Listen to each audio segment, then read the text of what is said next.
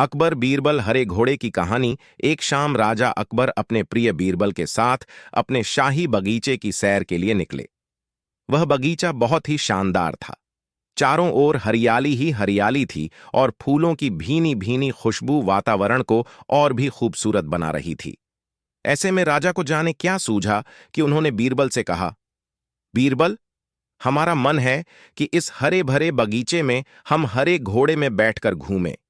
इसलिए मैं तुम्हें आदेश देता हूं कि तुम 7 दिनों के अंदर हमारे लिए एक हरे घोड़े का इंतजाम करो। वहीं अगर तुम इस आदेश को पूरा करने में असफल रहते हो तो तुम कभी भी मुझे अपनी शक्ल न दिखाना। इस बात से राजा व बीरबल दोनों वाकिफ थे कि आज तक दुनिया में हरे रंग का घोड़ा नहीं हुआ है। फिर भी राजा चाहते थे कि बीरबल किसी बात में अपनी हार स्वीकार करें। इसी कारण उन्होंने बीरबल को ऐसा आदेश दिया। मगर बीरबल भी बहुत चालाक थे। वो भली भांति जानते थे कि राजा उनसे क्या चाहते हैं। इसलिए वो भी घोड़ा ढूंढने का बहाना बनाकर 7 दिनों तक इधर उधर घूमते रहे।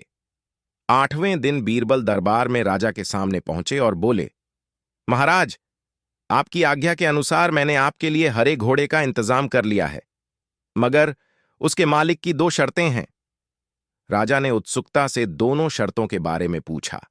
तब बीरबल ने जवाब दिया, पहली शर्त यह है कि उस हरे घोड़े को लाने के लिए आपको स्वयं जाना होगा। राजा इस शर्त के लिए तैयार हो गए। फिर उन्होंने दूसरी शर्त के बारे में पूछा। तब बीरबल ने कहा, घोड़े के मालिक की दूसरी शर्त यह है कि आपको घोड़ा लेने जाने के लिए सप्ताह के 7 दिन के अलावा कोई और दिन चुनना होगा। यह सुन राजा हैरानी से बीरबल की ओर देखने लगे। तब बीरबल ने बड़ी सहजता से जवाब दिया, महाराज, घोड़े का मालिक कहता है कि हरे रंग के खास घोड़े को लाने के लिए उसकी यह खास शर्तें तो माननी ही होंगी।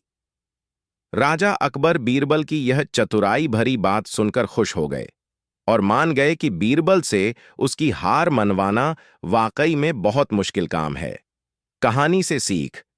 यह कहानी हमें यह सिखाती है कि सही सूझबूझ और समझदारी के साथ नामुमकिन लगने वाले काम को भी आसानी से किया जा सकता है।